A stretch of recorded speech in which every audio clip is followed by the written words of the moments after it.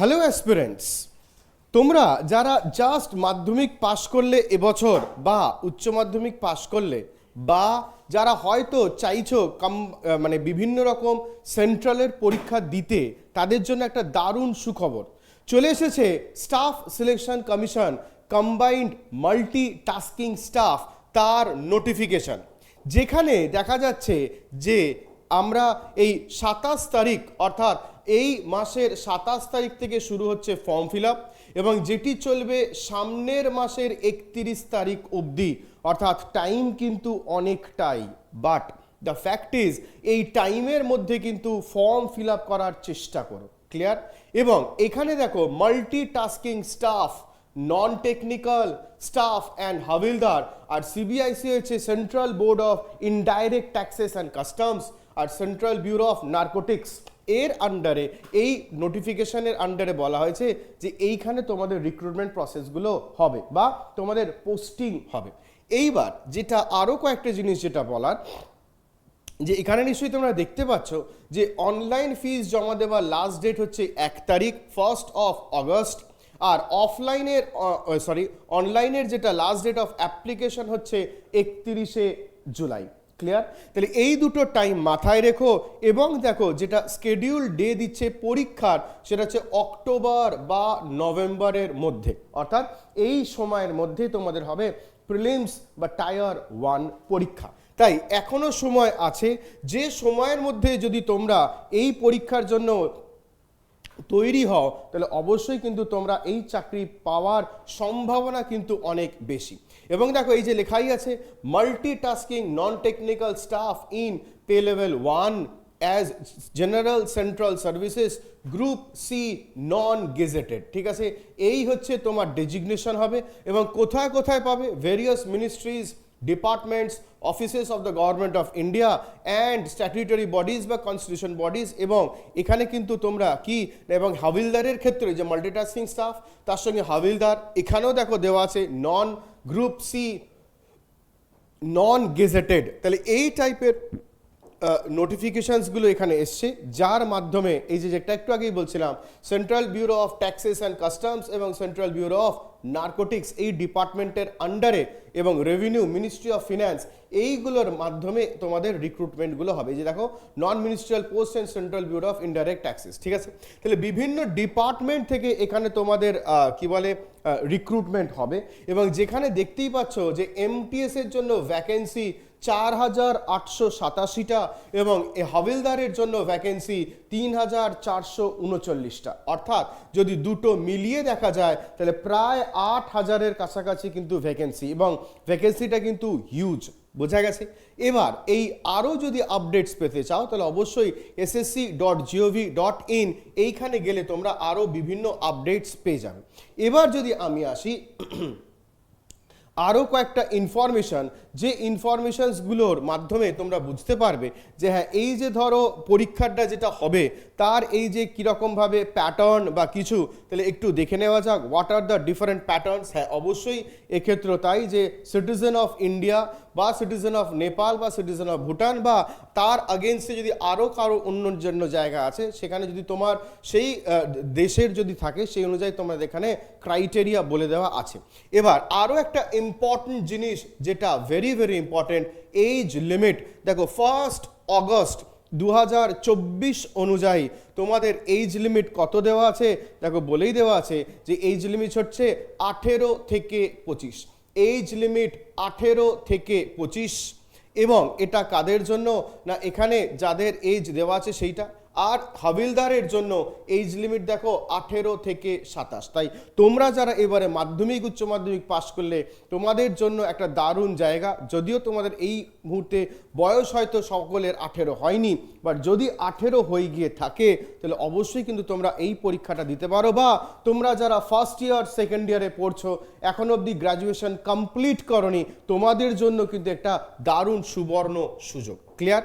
এইবার age relaxation as per government norms যেরকম থাকে সেটাও এখানে দেওয়া আছে, কার কীরকম এজ রিল্যাক্সেশনস থাকবে। এবং তার সঙ্গে যদি আমরা আরও কয়েকটা ইনফরমেশনের দিকে চলে যাই তাহলে সেক্ষেত্রে আমরা কী কী বুঝতে পারি? হ্যাঁ অবশ্যই এই মাধ্যমিক যে আমরা কি বলে অ্যাডমিট কার্ড পেয়েছিলাম, সেই মাধ্যমিকের অ্যাডমিট কার্ড অনুযায়ী তোমার কিন্তু এইজ নির্ভর করবে বা দেখা হবে। ক্লিয়ার? এর সঙ্গে আরও যদি কয়েকটা আমরা ইনফরমেশন রিগার্ডিং এই সিস্টেমটা দেখে নিই, তাহলে বুঝতে পারবো যে আর কি কি ভাবে প্রিপারেশন নিলে তোমরা, বা আর কি কি প্রয়োজনীয় জিনিস থাকলে তবে এই তোমরা ফর্মটা ফিল আপ করতে পারবে। তাহলে অবভিয়াসলি আমরা পেয়ে গেলাম এজ লিমিট, অবশ্যই আমরা পেয়ে গেলাম যে হ্যাঁ তোমার কোয়ালিফিকেশান। এবার এছাড়া আর যে কয়েকটা জিনিস, অর্থাৎ পরীক্ষা কিরমভাবে হয় বা কি না হয় সেটাও আমরা এবার দেখে নিতে পারবো। দেখো এখানে একটা জিনিস যেটা বলার, যে দেখো 20 মিনিটস পার আওয়ার এক্সামিনেশন, না এখানে এটা নয়, এটা তোমাদের জন্য নয়। আচ্ছা চলো আর একটু দেখে নিই। আমরা যদি দেখি যে এই যে দেখো one time registration, how to apply, কি করে তোমরা অ্যাপ্লাই করবে। না একটু আগে একটা ওয়েবসাইট বলেছিলাম, সেটা এখানেও দেওয়া আছে, দেখো ssc.gov.in। সেখানে গিয়ে আগে ওয়ান টাইম রেজিস্ট্রেশন জেনারেট করতে হবে এবং তারপর যেরকমভাবে আছে সেরকমভাবে তোমাদের ফর্মটা ফিল আপ করতে হবে অনলাইনে। ক্লিয়ার?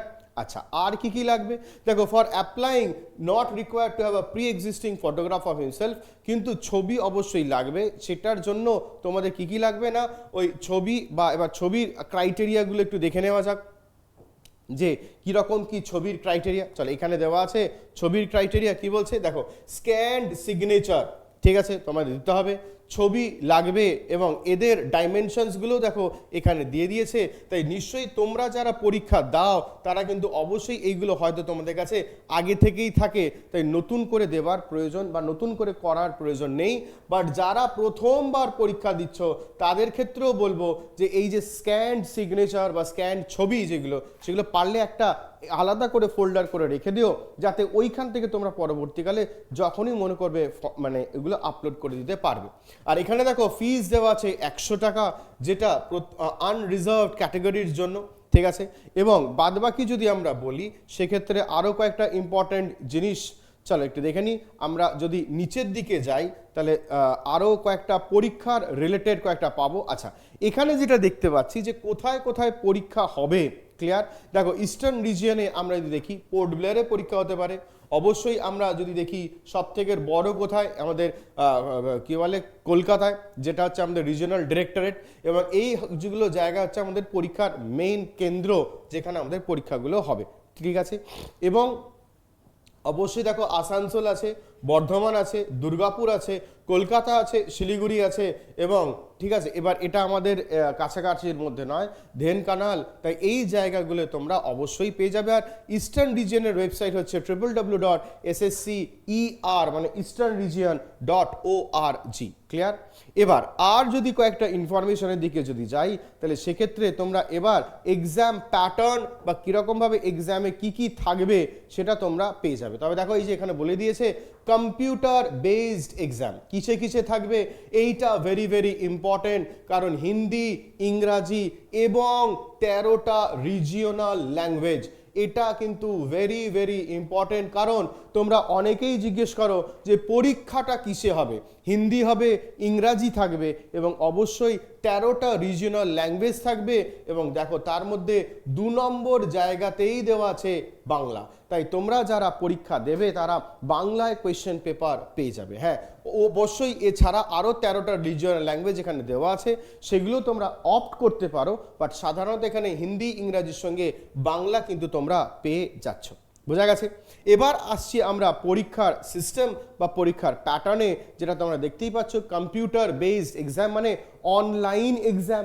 এবং এই অনলাইন এক্সামে তোমরা কি দেখতে পাচ্ছ, না যেখানে থাকবে তোমাদের numerical and mathematical ability 20 number, total হচ্ছে 60 মার্কস, কোয়েশ্চেন হচ্ছে 20 × 3, reasoning ability and problem solving এখানেও 20টা কোয়েশ্চেন × 3।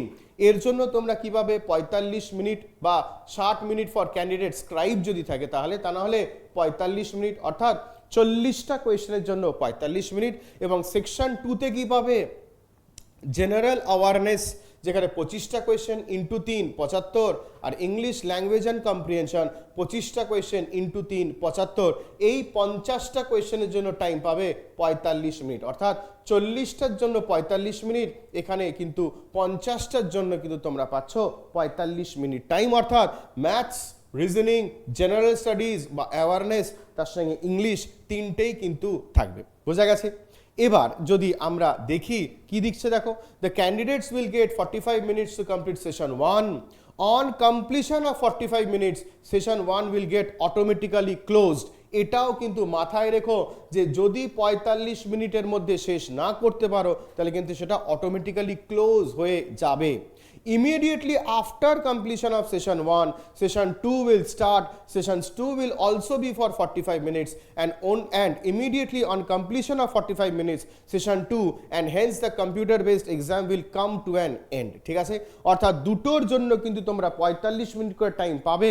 প্রথমটা শেষ হলে তবেই কিন্তু তোমরা পরেরটায় যেতে পারবে। বোঝা গেছে? এটা এখানে উল্লেখ করে দেওয়াই আছে এবং সবই দেখো MCQ consist of objective type multiple choice question. ঠিক আছে?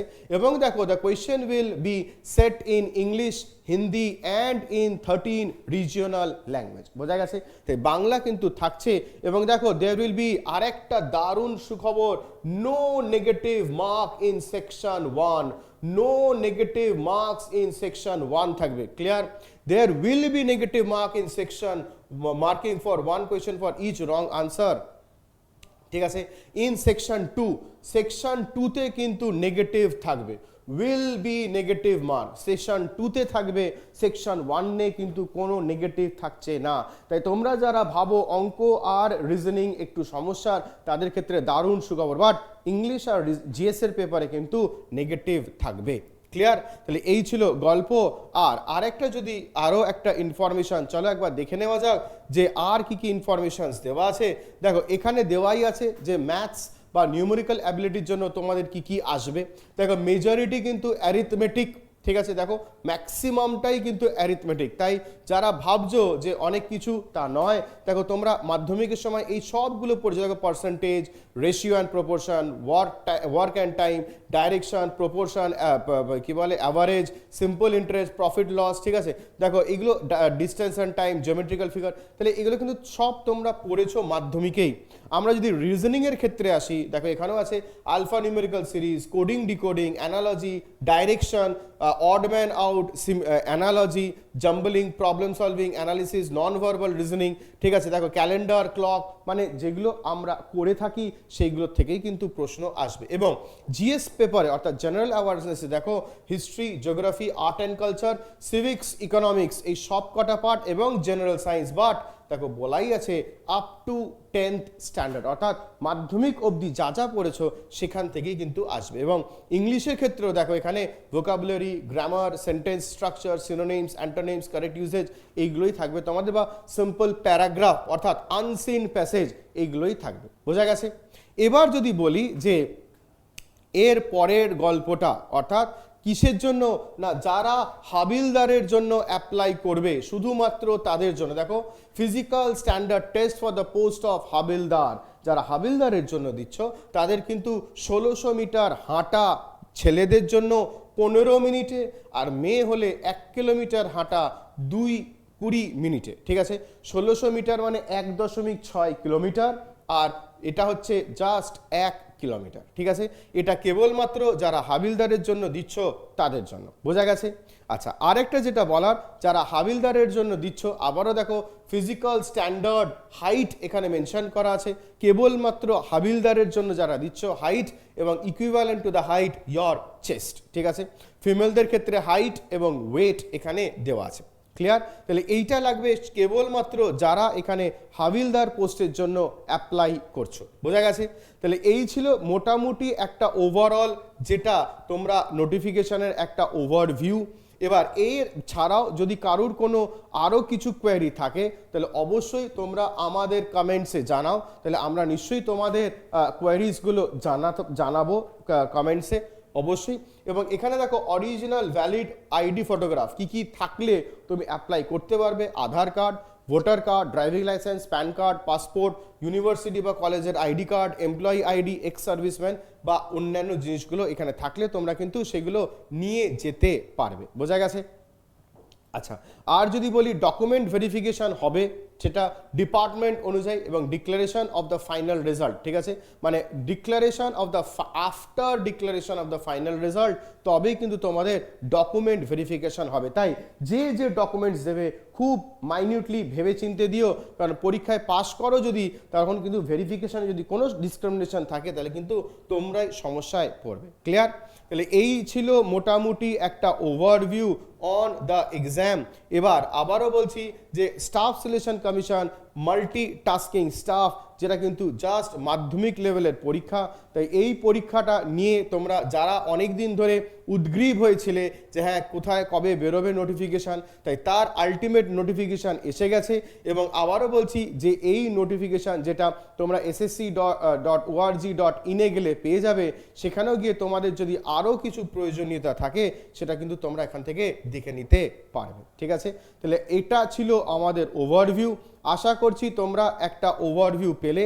আর আবারও বলছি, যদি মনে হয় ssc.gov.in বা ssc.nic.in এই দুটো ওয়েবসাইটে গেলে কিন্তু তোমরা এই সব কিছু ডিটেলিংসগুলো পেয়ে যাবে। ঠিক আছে, তাহলে এই ছিল একটা ওভারভিউ। তাহলে আশা করছি তোমরা বুঝতে পেরেছো এবং এর নিচে কিছু কিছু যেগুলো তোমাদের প্রয়োজন পড়ে, বার্থ সার্টিফিকেট বলো বা অন্যান্য কিছু কিছু প্রয়োজনীয়তা থাকে, সেগুলো নিচে দেওয়া আছে। তাহলে এই ছিল ওভারভিউ। তাহলে আশা করছি তোমরা যারা ফর্ম ফিল আপ করবে আমাদের চ্যানেলের সঙ্গে যুক্ত থাকবে, কারণ আমাদের চ্যানেলেও কিন্তু বিভিন্ন সময় বিভিন্ন রকম এই MTS এর উপরে ক্লাসেস কিন্তু আসতে চলেছে। বোঝা গেছে? তাহলে চলো দেখা হবে ক্লাসে, আমি করাবো তোমাদের রিজনিং। এবং আবারও বলবো যে ওয়েলকাম টু WBPSC ওয়ালা। এবং সেক্ষেত্রে তোমাদের যদি কোনো রিকোয়ারমেন্ট থাকে এনি টাইম তোমরা আমাদের অনলাইনে যোগাযোগ করতে পারো, বা যদি মনে করো আমাদের অফলাইন সেন্টার শিয়ালদায় আছে, কমার্শিয়াল কমপ্লেক্স 8th ফ্লোরে, সেখানেও এসে তোমরা যোগাযোগ করতে পারো। তাহলে দেখা হচ্ছে খুব শীঘ্রই। ততক্ষণ অবধি প্রত্যেকে ভালো থেকো এবং বলবো নিজেদেরকে প্রস্তুত করো কিসের জন্য? চাকরিটা পাওয়ার জন্য। চলো টাটা।